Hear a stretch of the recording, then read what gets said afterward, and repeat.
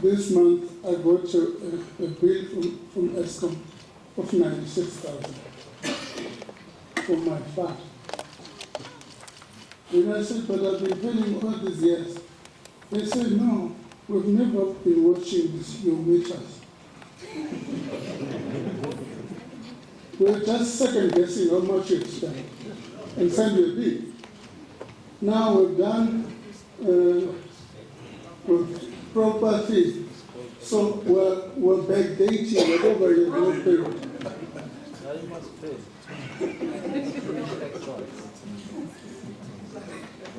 That's cool. Now, colleagues, it is, I'm also like, excited and thrilled that we've been able to do what we've done today. And they said, even his open remarks, said the same thing I would say. And can see when you get into Treasury, we merge the ideologies. He's not thinking DA anymore.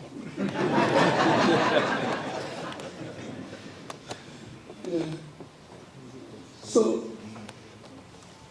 if I listen to you all, if I were to meet your requirements, I would have to have a 40 billion per annum.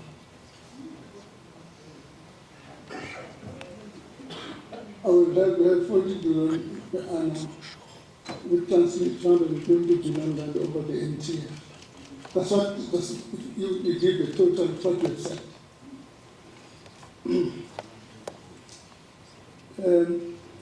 The exercise we're doing with municipalities on this thing is part of broader budget reform.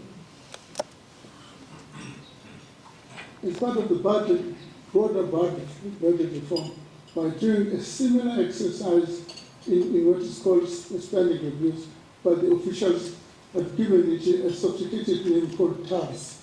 It's an abbreviation called TARS.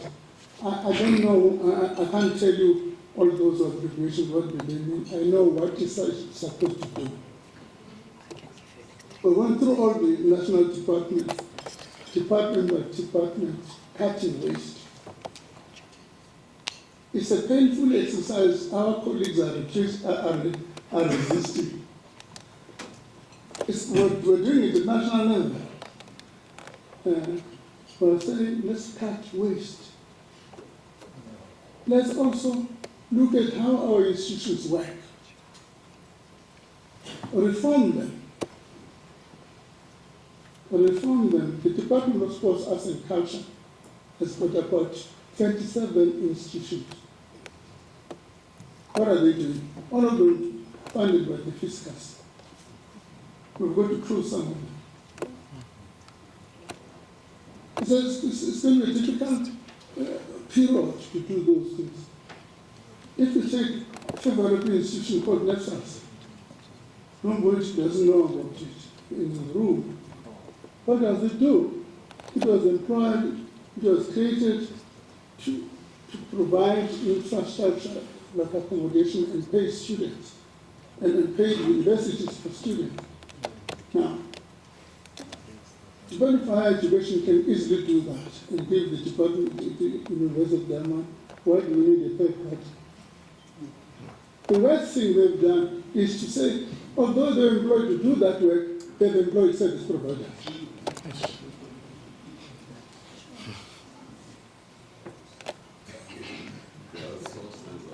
So what I'm going to say, the key thing we need to do, if we're not going to increase taxes, we're going to cut expenditure. But how we're going to do it, let's start by cutting waste.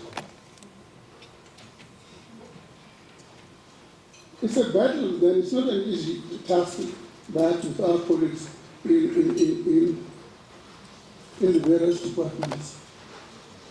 I've taken note of the following, which some of them I need to raise with my colleagues, the unfunded mandate, particularly in health services.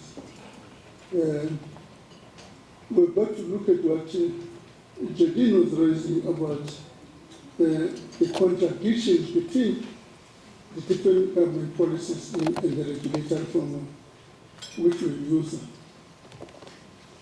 There's an issue I've not raised. that we don't pay you as government. You have not raised that issue. That government, in terms of they owe you for rents, they owe for you for this. When I was in Mangaung was saying the provincial government owes them 2 billion.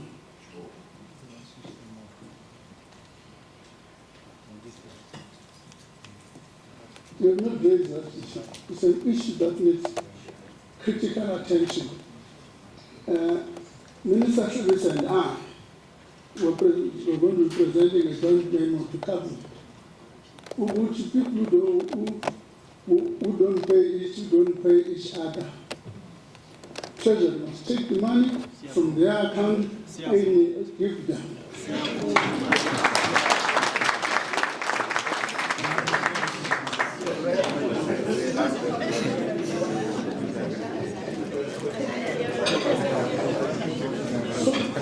Minister Enoch and I agree. Somebody has raised bursary for students. My request, these students which are funded by municipalities, some by provincial government, and some national departments, what we found is double dipping. So the bursary from you guys, is approved by yourselves. So what you need to do is to make sure that there's coordination in that way. On the DFI, Georgine is good in making submissions. No one gets what? And then people say, well, bias was essential. If the proposal is not substantively correct, if you want to do, I would like you to go to the GPAC first. There's a project prep division there that can help you make your own proposal for BFI so that you should move on. Human settlement. We didn't talk about it. Human settlement. Most of their grants come back not spent. I'm inclined to say, yes, your amount for human settlement. You'll get it on the basis that you can provide a bankable project. Because we go to the market and borrow this amount, and when they come here, then spend. So, an incentive structure, what we're talking about for human settlement, will also be important. There's this issue of population growth. In every 100 people that come to South Africa, 51 remain in poverty. In every 100 of them, 51 remain in poverty, let alone the internal organization. So, let alone the internal organization of people who move from different parts of the country, which is normally they come to Gauteng, which is a difficulty.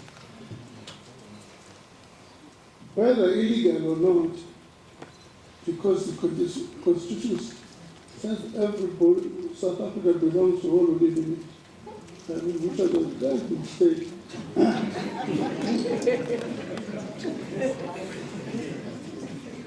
You know this origin of these things. I remember in the old days, in the 80s,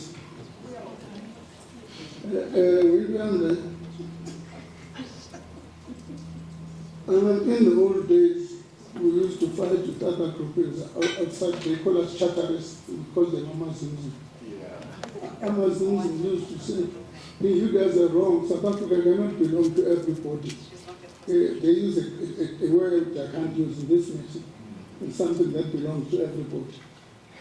Now, I say Amazons is not correct. In the Constitution, it is limited to citizens because that clause was responding to a particular period, to a particular issue. Yes. Now, We've got all of these people dropping up into this country. And legally, you can't say, I can't provide you with services. Can't provide you with services. I just visited Zanzibar.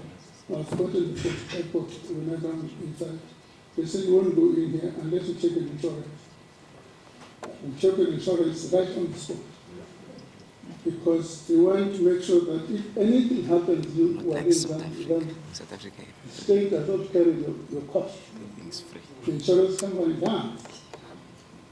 So we, in Africa, anything is possible. No, the issue of immigration is not debated objectively. Has not to be debated objectively. When you say, we should not be saying people who are arguing, some of them are arguing from us on the topic. Cannot argue from us.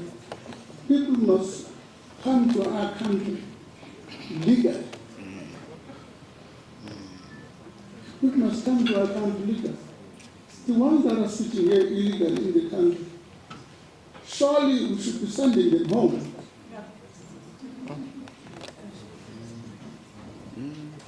We should be sending, our resources are limited.